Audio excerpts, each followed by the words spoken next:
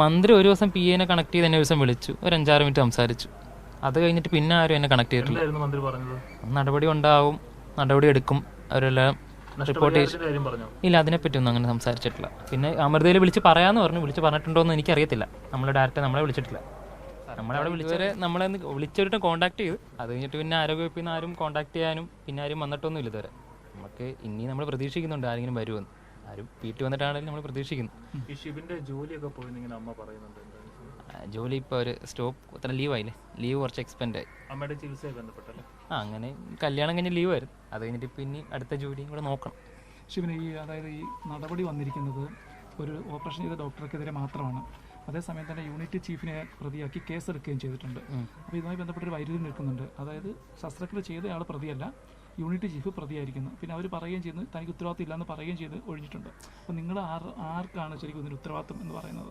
നമ്മൾ കൂടുതൽ ലളിതാമായി തന്നെയാണ് പറയുന്നത്. കാരണം നമ്മളെ കാണിച്ചത് ഇപ്പോൾ എന്നെ ഡോക്ടറെ കൊണ്ട് കാണിച്ചിട്ട് ആ ഡോക്ടർ ചെയ്യും അല്ലെങ്കിൽ അവർ ചെയ്യുമെന്ന് ഓർത്തല്ല നമ്മളെ കൊണ്ട് കാണിക്കുന്നത്.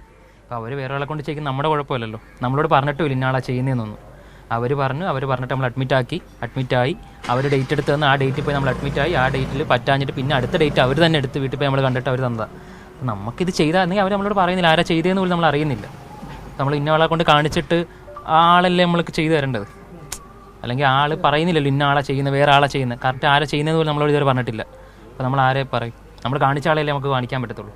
ഇനി എന്തെങ്കിലും പരാതികൾ എന്തെങ്കിലും വേറെ എന്തെങ്കിലും കൊടുക്കുന്നുണ്ടോ? മുഖ്യമന്ത്രി അടക്കമുള്ള ആൾ 7-ാം തീയതി ഇവിടെ വരുന്നുണ്ട്. എന്തെങ്കിലും പരാതി എന്തെങ്കിലും കൊടുക്കുന്നുണ്ടോ? അങ്ങനെ നമുക്ക് നിയമപരമായിട്ട് നല്ലൊരു നടപടി കാണണം ഇതിനകത്ത്.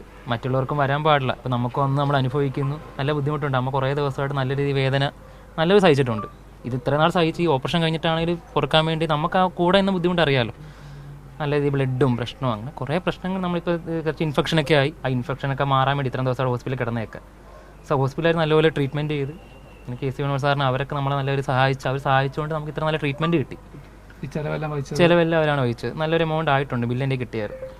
കെ സി വേണു അവർ ഇവിടെ വിളിച്ച് സംസാരിച്ചിട്ടാണ് നമുക്ക് ആ ഒരു ബില്ല് ഒരു സാങ്ഷൻ ആക്കി തന്നത്.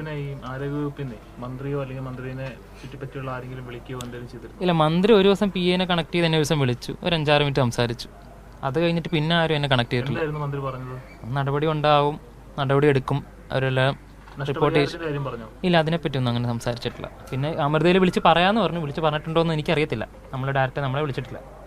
നമ്മളവിടെ വിളിച്ച MP അവിടെ വന്ന് ഡയറക്റ്റ് കണ്ടു, സംസാരിച്ചു, എന്നെയും കൊണ്ടുപോയി അവരുടെ ചീഫിൻ്റെ അടുത്ത് സംസാരിച്ചു. അങ്ങനെയാണ് നമുക്കെല്ലാം ആക്കിയിരിക്കുന്നത്. ഈ കേസിൻ്റെ ഒരു മെഡിക്കൽ ലീഗൽ കമ്മിറ്റി രൂപീകരിക്കണമെന്ന നിർദ്ദേശം DMO മുന്നോട്ട് വെച്ചിട്ടുണ്ട്. പക്ഷേ മെഡിക്കൽ ലീഗൽ കമ്മിറ്റി ഇതുവരെയായിട്ടും രൂപീകരിച്ചിട്ടില്ല. അത് മാത്രമല്ല, ആ മെഡിക്കൽ ലീഗൽ കമ്മിറ്റി വന്നതിന് ശേഷം മാത്രമാണ് ഇതിനകത്ത് ഉത്തരവാദികൾ ആരാന്ന് കണ്ടെത്താൻ പറ്റുള്ളൂ. പിഴവ് വന്നു എന്ന് പറയുന്നുണ്ട്. പക്ഷേ കമ്മിറ്റിക്ക് ഉത്തരവാദിത്തം കണ്ടെത്തണമെങ്കിൽ ഈ കമ്മിറ്റി കൂടണം. അപ്പോൾ അവരല്ലേ ഫാസ്റ്റ് ആക്കേണ്ടത്? ഇതൊക്കെ നമ്മളല്ലല്ലോ. ഇതെല്ലാം കമ്മിറ്റി ഉണ്ടാക്കേണ്ടത് ആൾക്കാർക്ക് അവരല്ലേ ഫാസ്റ്റ് ആക്കേണ്ടത്. നമുക്കിവിടെ പോയി സംസാരിക്കാമെന്ന് മാത്രമേ ഉള്ളൂ. സോ നമ്മൾ ലീഗലി എങ്ങനെയാണ് മുന്നോട്ട് പോകുന്നത് അങ്ങനെ പോകാമെന്നുള്ള താല്പര്യത്തിലാണ്.